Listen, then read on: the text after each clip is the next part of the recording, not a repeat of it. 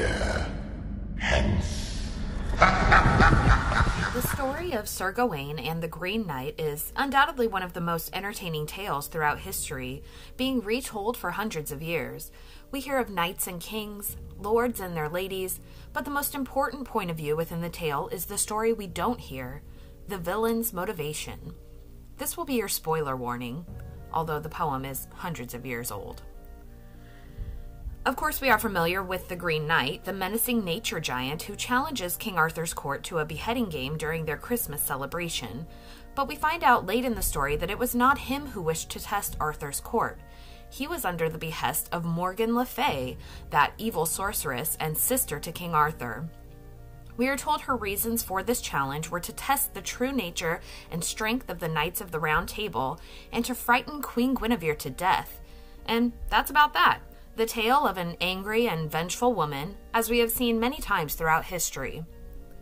But why? Why did Morgan do these things? Why did she test Arthur's knights and try to scare Guinevere to death? What was her motivation? Well, today we are going to discuss this idea and explain why Morgan was the only person with the authority to test and question the valor of King Arthur's court, and it doesn't necessarily make her a villain, but rather a higher authority than even a king. We will draw attention to Arthur's downfall and how his own mistakes were his ultimate undoing. Welcome back to Fae Fire. If you like this video, make sure to subscribe to the channel and ring that notification bell for more about the Green Knight. So to understand Morgan's motivations, we must understand more of the Pendragon family. We know Arthur was the son of Uther Pendragon and Igraine, Duchess of Tintagel.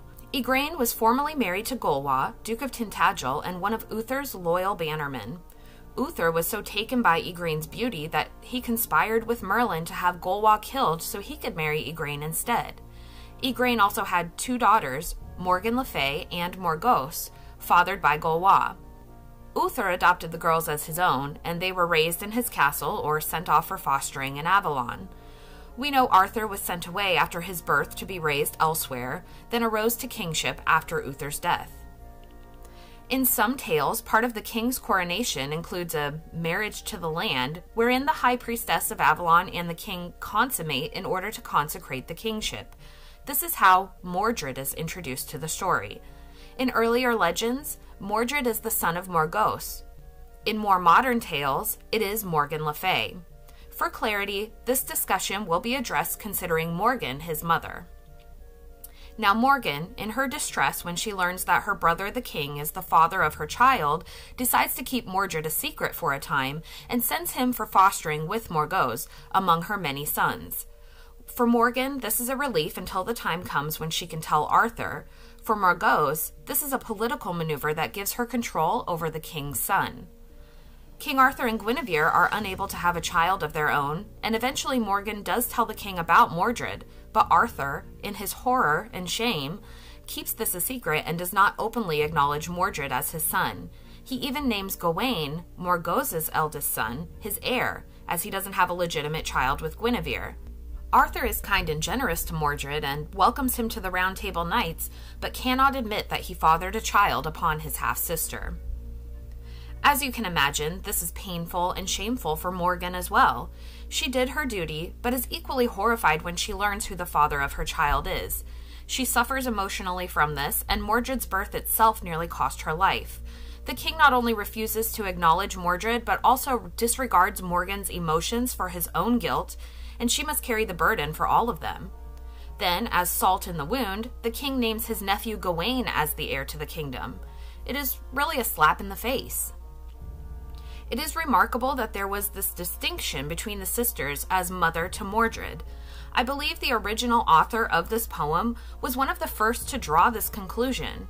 In fact, it makes more sense within the context of the story to have Mordred be Morgan's son versus Morgause, who was more commonly portrayed as his mother in the early texts.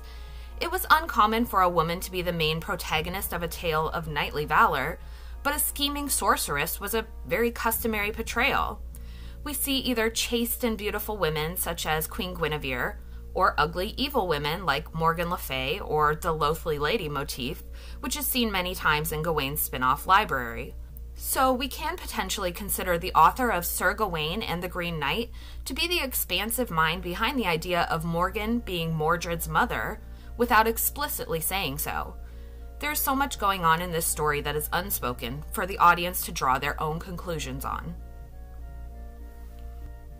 We see a lot of dark and light symbolism with Morgan and Morgause. There are parallels to the moon and sun with these two women, and seasonal counterparts to them. This is important because cyclical nature is used as such a key element to this story. The Green Knight must be killed at New Year, echoing the legend of the Oak and Holly King battle.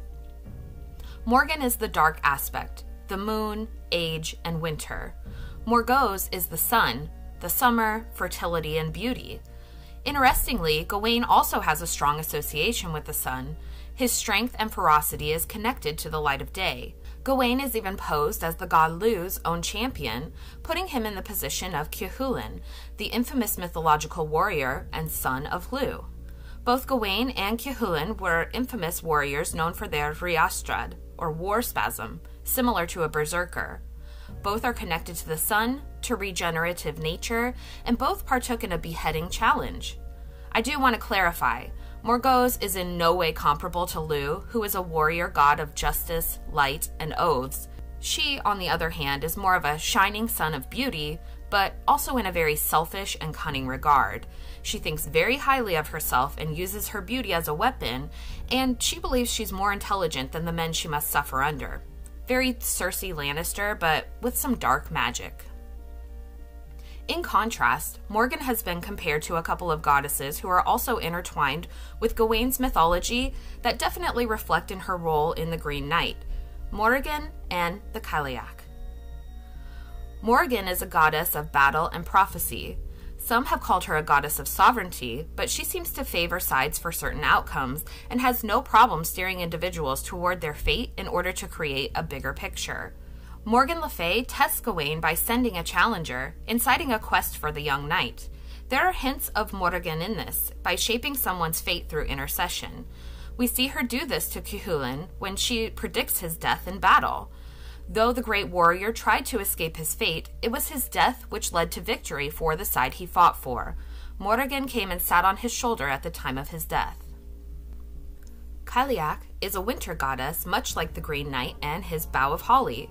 She is a goddess of sovereignty or choice, and we see that reflect in her role as the Loathly Lady, an old woman who appears to Gawain, giving him the chance to show either his knightly valor or his disregard over an ugly old hag. Cailleach is also the mother of all gods and goddesses, appearing as an old woman who can transform into a beautiful young maiden as the seasons change. The Green Knight calls Morgan Le Fay Morgan the Goddess, so we must ask ourselves which role she takes on in this poem by the choices she makes. As Morrigan, they are both shapeshifters and offer prophecy and have the ability to influence others in order to create a certain outcome. We see this in the Green Knight himself and must wonder what was the cost of his magical transformation and what Morgan did to persuade Lord Bertilac into doing it. In the role of Cailleach, she offers choice in the form of the challenge by the Green Knight. Did she know it would be Gawain to accept the challenge? We also see choices offered by Lady Bertilac, kind of. She gives him the choice to kiss her when asked, testing the will and chastity of his knightly virtue. She offers him choice again when offering him her green girdle, persuading him with its protective magic as a shield against the Green Knight. We should take a look at Gawain and Mordred to see where Morgan's motivation could come from. Though in many tales the two are brothers or raised like brothers, they are as different as summer and winter. We have talked about Gawain's connection with the sun and his battle strength. He is the eldest son of Queen Morgause and King Lot of Orkney. He has several brothers, Gaheris, Gareth, and Agravain, and Mordred is the youngest of the brood, whether as brother or cousin.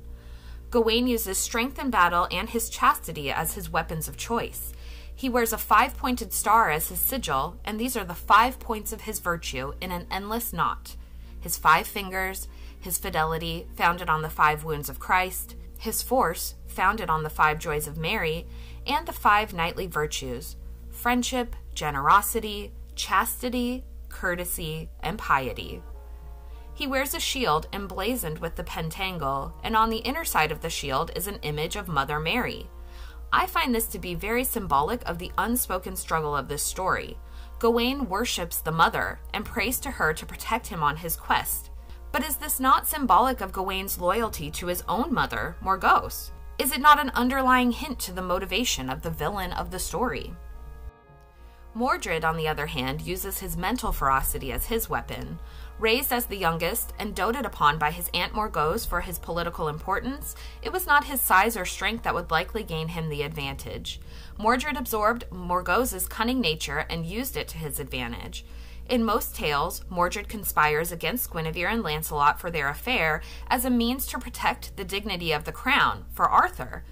Mordred is not always portrayed as villainous, particularly in the older text. He is one of Arthur's most loyal and protective knights, despite his lack of acknowledgement, and was beloved by the people. In many tales, he does succeed the crown and become a beloved king. In the more modern adaptations, though, he is portrayed as cunning, resentful, and vengeful. I think we will see this in The Green Knight as Morgan's motivation for her actions. Arthur betrays her by denying Mordred and completely disregarding her personal struggles. Morgan is the elder sister. Her son's right as heir is taken, and she has been maligned as a woman who is making vicious choices out of spite. But truly, she takes on the role of a goddess of sovereignty by questioning the king's choice of heir. If a king can make such a choice, can a god or goddess not hold authority over said king? If birthright does not supersede kingship, then what right does Gawain have over Mordred to rule? This is the exact reason Morgan seeks to test Arthur's court. If her son is not fit to rule, though he has the strongest claim, then by what right is Gawain the better choice? He deserves to be tested and prove he has the strength, nobility, and valor to rule. As women are not recognized as equals to men in this society, Morgan utilizes the skills she has in order to assert her own authority and challenge Arthur's choice of heir. She is sending a message. Though women's voices may go unheard, she will not be silenced, and she has other ways of showing her power. Knowing King Arthur's ultimate fate is connected to Mordred also gives a broader perspective to the story, especially considering the shots we see in the trailer of Gawain wearing Arthur's crown, sporting gray in his hair and beard. What leads to this moment of an aging Gawain wearing the crown of Britain? Knowing Arthur ultimately dies by Mordred's hand leaves much to contemplate over, but again hints to this part of the story being included, which, as J.R.R. Tolkien would say, is called systematic interlacing of Arthurian tales. In the teaser for this movie, we see Gawain surrounded by the phrase, "When courage made kings." I think we can all agree that this does not apply to Arthur because he did not have the courage to admit the truth about his own son. Is this his ultimate downfall, resulting in the placement of a new king who is able to face his fears by completing this quest? King Arthur, Guinevere, and Morgan are all portrayed as older in this story, and it is very likely that we will see a passing of the English crown to his heir, whoever that may be. Morgan is not a malicious villain as we are easily led to believe. She is an unrequited mother, spited by the father of her child, and left to figure out her own path when so many have tried to pave it beneath her. Arthur betrayed his sister. He was not there for her, he did not support her, he framed and maligned her, and ultimately did not protect her. He let his own feelings and insecurities rule him, rather than promoting acceptance and accountability. He betrayed their child and truly weakened himself in the process. Morgan's motivation as a villain is simply a mission of justice. Arthur undermined his line of succession due to his own personal shame, and she forces him to question himself and the supposed honor of his venerable court.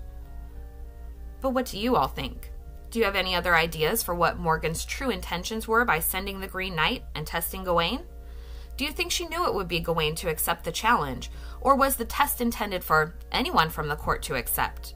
There is so much more left unspoken in this story for the astute Arthurian enthusiasts to take in and analyze, and I love that we can discuss this ancient poem nearly 1,000 years after it was written. Let me know your thoughts in the comments below, and I really hope you enjoyed learning more about Morgan Le Fay's role in Sir Gawain and the Green Knight.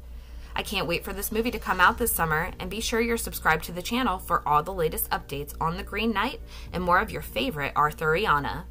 Thank you all so much for watching, and we'll see you in the next one. Bye! That is why a knight does what he does. Are you ready?